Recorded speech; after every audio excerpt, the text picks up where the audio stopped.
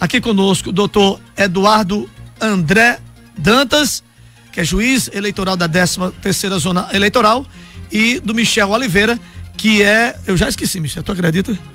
Analista jurídico, que está aqui conosco. Doutor Eduardo, não é a primeira vez que o senhor vem aqui, principalmente nesse período eleitoral, que, como nós dissemos, o objetivo é poder auxiliar, levar essa informação. Quanto mais informação, a tendência é que nós tenhamos um pleito mais tranquilo, né? Seja bem-vindo, é um prazer tê-lo aqui conosco nesse pool de emissora de rádio.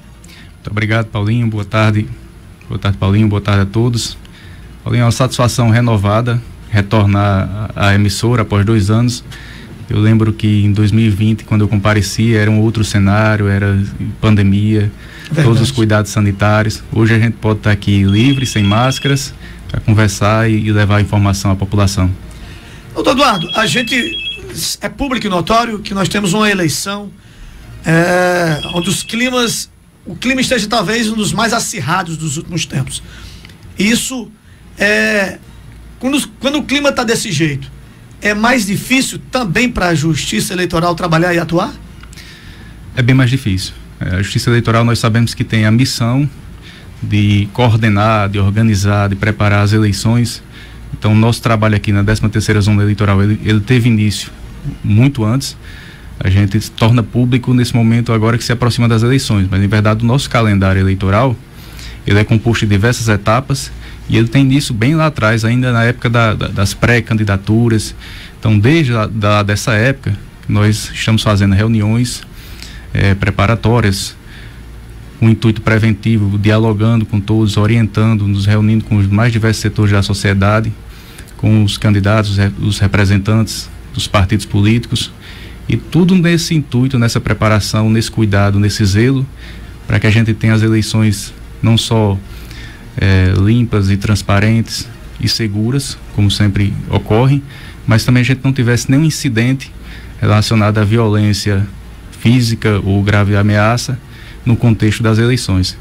E em todas as entrevistas e reuniões que eu venho fazendo nos últimos dias, eu venho ressaltando com muito orgulho esse aspecto. Nós compomos uma zona eleitoral com mais de 102 mil eleitores, compreende 3 municípios, então se torna uma eleição bem complexa, difícil de organizar, e nós estamos chegando até a reta final sem nenhum só caso de violência ou grave ameaça aqui na nossa zona eleitoral. Então, todo esse trabalho que nós fizemos com o pessoal de segurança pública, com a organização de trânsito, todo esse trabalho de logística e prevenção, ele vem na prática, ele vem se mostrando eficiente. E para a Justiça Eleitoral de Iguatu, da 13ª Zona, nós temos ainda o município de Cedro. Eu não lembro, o Cedro já estava incluído na última eleição para prefeito? Teve início em 2018. 2018 eles já integraram a nossa zona. Uhum. Então, em 2020, quando eu presidi as eleições municipais, a gente também já contava com o município de Cedro, e esse ano de forma semelhante. Cedro e Quixelô, né? A gente sabe que tem algumas coisas que são as mesmas, né? Não vai mudar nada. Quem está acostumado a acompanhar as eleições, tem algumas coisas que são naturais acontecerem durante o pleito. Para este ano de 2022, o que é que o senhor apontaria de situações que você já vem se preparando, tendo em vista que em outras eleições elas não aconteceram? Como é que vocês estão preparados para esse momento? Paulinho, me permita só dar um passo atrás. Quando a gente mencionou Cedro e Quixelô, eu queria ressaltar e enfatizar que esses 2 municípios, eles também contam com a nossa atenção, embora não estejam aqui na sede, mas nós temos também essa preocupação. Nós temos um corpo técnico e qualificado para dar esse suporte lá nesses municípios. O TRE, ele designa juízes auxiliares, já sabendo dessa complexidade, que ao todo são 102 municípios. Então, 2 dias antes da eleição, e isso já iniciou hoje, o TRE designou colegas para atuar nesses 2 municípios, e eles estão nos dando esse suporte. Ao todo são 152 locais de votação. A gente somos 3 municípios. Como eu mencionei, são 102.866 eleitores. Então, esses municípios que, embora devido à complexidade e à quantidade de coisas para resolver, eu não consegui ir pessoalmente até eles, mas os eleitores desses 2 municípios, eles podem ficar tranquilos que o mesmo nível de organização, de segurança e de eficiência eles vão encontrar nesses municípios também. Tá certo, o Maciel lá da rádio Mandacaru FM do Cedro tá dizendo aqui, Paulinho, nós estamos retransmitindo a entrevista aí com o doutor Eduardo André Dantas. Que bom, muito obrigado a vocês aí do Cedro por estar acompanhando. Marcelo, se tiver alguma pergunta, pode endereçar aqui, que ela será feita durante essa entrevista. O senhor disse, claro, que essas eleições, a preparação da Justiça Eleitoral não é de agora, né? Começou lá atrás, nós acompanhamos dia desses, inclusive, as informações sendo colocadas nas urnas, sendo configuradas, todas preparadas para o dia do pleito. Trouxemos aqui uma entrevista do senhor, foi levada ao ar pelas redes sociais também. A partir do momento daquele fechamento das urnas, acolá já tudo certinho, configuradas pelos profissionais do Tribunal Regional Eleitoral, qual é o processo dali até o dia da eleição? Pronto, aquele episódio ali é uma cerimônia pública, que é aberta ao público, inclusive à imprensa, para que fosse feita naquela oportunidade a carga das urnas e a auditoria, a testagem, todas elas. Então elas foram preparadas, foram todas elas lacradas e estão disponíveis. Amanhã, a partir de 5 horas da manhã, nós já temos o pessoal de apoio com os carros, a logística, as rotas, todas preparadas. Então, a partir de 5 da manhã, eles vão até o fórum lá, servindo um café da manhã, e depois eles já saem na rota distribuindo essas urnas. Essas urnas vão até os locais onde elas funcionarão. Lá elas são recebidas, acolhidas, testadas, e já fica tudo pronto para o momento da votação no domingo. Bom, curiosidade, quem é que leva essas urnas e quem é que recebe? Elas ficam com que tipo de segurança, já que elas são entregues quase que um dia antes, né? Não são 24 horas antes, mas ela já vai dormir naquele local de votação. Michel, depois pode até me complementar. Na hora que precisar, Michel, é só falar, viu? Fica à vontade. A empresa terceirizada, que ela fica responsável pelo fornecimento dessa logística. Essas urnas, elas são encaminhadas para lá elas são recepcionadas pelo delegado de prédio, não é isso? O delegado de prédio é a pessoa que fica responsável pela guarda e armazenagem dessa urna. E basicamente é isso, mas já ficam no local, no colégio eleitoral, no local onde serão distribuídas as sessões nos pontos de votação. Essa urna chega lá no local de votação, mas ela não é ligada, ela só é ligada no outro dia, no início elas são testadas. Quando chega no local, elas já são testadas? No sábado mesmo, ela já passa por um teste, se for necessário algum reparo, a troca de uma bateria, alguma coisa, hardware, a gente já providencia, os técnicos já acompanham e já fazem essa substituição, se assim for necessário. Nós estamos perguntando isso até porque nunca se colocou tanto em dúvida, né, a questão da funcionalidade e da segurança dessas urnas, mas comprovadamente a gente viu de perto como é que é feito o trabalho do lacre, tudo certinho, né? Então a gente faz esse tipo de pergunta porque, para tirar da cabeça do eleitor a ideia que se dissemina por aí até em fake news, dizendo que as urnas podem ser burladas, que podem ser danificadas de alguma forma. Essa garantia a justiça tem de que as urnas, chegando no local, elas estão, depois de testadas ali, elas só serão abertas na manhã cedinho, antes das 8 horas da manhã. Sim, exatamente. Assim, e essa questão das urnas, eu sempre costumo dizer que a desconfiança de quem assim o prega, quando não o faz de má fé, ela se deve ao desconhecimento. Então, quando conhece todo o processo de auditagem de uma urna eletrônica, ele fica absolutamente convicto da segurança dessa urna. Essa urna, ela não tem conexão com a internet, então ela não pode sofrer interferências externas, ela é criptografada de ponta a ponta, então todo o software, a mídia que é colocada lá dentro, ela é exaustivamente testada por diversos órgãos, e aí é um pool de instituições que participam desses testes da integridade da urna eletrônica.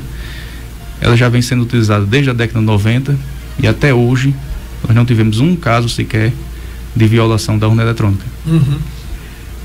Toda essa preocupação, obviamente, é para que o pleito seja o mais tranquilo possível. A gente sabe que situações durante um pleito eleitoral podem acontecer diversos. Não é à toa que, inclusive, a polícia acompanha isso de perto, né? Traz o aparato, né? Para que a justiça tenha toda a tranquilidade de poder trabalhar. Na hora que esse pessoal sai para esses locais de votação, existe alguma orientação especial, por exemplo, para o presidente daquela sessão? Eles já devem ter passado por algumas orientações, obviamente, antes, sim, né? Há um treinamento, uma qualificação, todos eles. Mas no dia lá, antes de começar, existe alguma informação especial? Ou aquelas pessoas que vão trabalhar já sabem o que vão fazer? Elas já sabem. A maioria já participou, inclusive, de diversas outras eleições. Isso. Então já traz uma bagagem, um know-how, uma experiência acumulada. Mas ainda assim, mesmo para essas pessoas, nós fazemos a reciclagem, o retreinamento, uma requalificação, para orientar, relembrar todos os pontos, o que fazer, como fazer, o que deve ser feito, e também para que ela tenha ciência se houver alguma mudança na forma procedimental ou chamar a atenção de mais algum ponto específico. As eleições, o processo de votação começa às 8 em ponto, né? Então qual é o momento que essas urnas, que essas sessões estarão abertas? Quantos minutos antes? Esse foi um ponto importante, Paulinho. Nas eleições passadas, municipais de 2020, houve aquele elastecimento de horário, né? Então iniciou às 7 horas e a população está um pouco confusa se teria início novamente às 7 horas ou retornaria ao horário histórico de sempre. Então o horário de votação, ele permanece como de sempre, de 8 da manhã até às 17 horas. Chegado às 17 horas, quem estiver dentro do colégio eleitoral permanece e vai ficar apto a votar. É fechado o portão do colégio eleitoral lá fora. Então o eleitor que chegar após as 17 horas com o portão fechado, infelizmente ele vai perder essa oportunidade. Mas quem estiver dentro do colégio eleitoral, e aí não importa se tiver fila, o horário em que vai terminar, todos os que estiverem dentro, eles estarão aptos à votação. Doutor Eduardo, o senhor me disse assim, quando chegou aqui, olha, eu queria traçar aqui uns passos que a gente programou, né? Que são já naturais de acontecerem, como dissemos, em todas as eleições. Daqui a pouquinho nós vamos falar daqui que podem ser exceções, mas o que é que a gente pode repassar agora para o ouvinte que está nos acompanhando em Iguatu, em Quixelô, também no Cedro, que a Justiça, além do que já fez, passa a fazer até o dia das eleições, para que garanta que esse pleito será um pleito tranquilo. Paulinho, eu trouxe algumas anotações, são simples, são informações básicas, mas são dúvidas frequentes da população e acaba chegando até o nosso conhecimento. Uma delas era essa questão do horário da votação. Uma dúvida recorrente dos eleitores é o que levar, qual documento ele deve apresentar. Então, esclarecendo, o eleitor ele deve levar um documento oficial com foto para que seja feita essa sua identificação. E é permitido a apresentação do e-título, documento digital, o e-título que ele pode levar no celular, o RG, o passaporte, carteira de reservista, carteira de trabalho profissional, carteira nacional de habilitação, a CNH, ou alguma carteira de órgão profissional regulamentada por lei. A carteira de trabalho pode? Pode, sim. Pode, né? Certo. Ela contém a foto e ali ele consegue fazer a identificação, ele fica apto a votar. Se ele tiver esse documento oficial com foto, mesmo que ele não tenha o título dele em mãos, ele consegue votar. Então ele pode buscar informação, local do seu local de votação, se ele não souber. E eu já queria deixar essa informação também, o eleitor, antes de sair de casa mesmo, ele já pode, se ele tiver dúvida do seu local de votação, ele pode discar para o Disque Eleitor, que é 148, ele faz essa ligação gratuita, para obter essa informação. Ele pode ligar também para qualquer dúvida, qualquer informação adicional, ele pode ligar para o cartório eleitoral, que esse telefone ele funciona inclusive com WhatsApp, que é o 85 3453 3513. Quem não, só atrapalhou o senhor um minutinho só, quem não fez a biometria, pode votar normalmente?